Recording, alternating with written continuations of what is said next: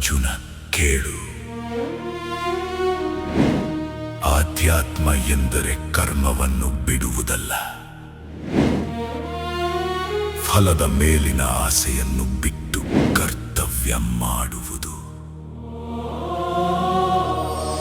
ಲೋಕದಲ್ಲಿ ಯಾರೂ ಕ್ಷಣಕಾಲವೂ ಕರ್ಮ ಮಾಡದೇ ಇರಲಾರರು.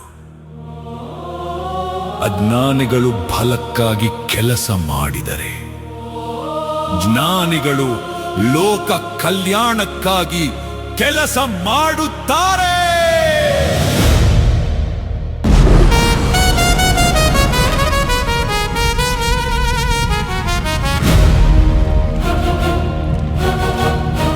ನಿನ್ನ ನಿಜವಾದ ಶತ್ರು ಹೊರಗಿಲ್ಲ, ಅದು ನಿನ್ನೊಳಗಿನ ಕಾಮ. ಇದು ಬೆಂಕಿಯಂತೆ ನಿನ್ನ ಜ್ಞಾನವನ್ನು ಸುಟ್ಟು ಹಾಕುತ್ತದೆ. ಇಂದ್ರಿಯಗಳನ್ನು ಗೆಲ್ಲು, ಮನಸ್ಸನ್ನು ಸ್ಥಿರವಾಗಿ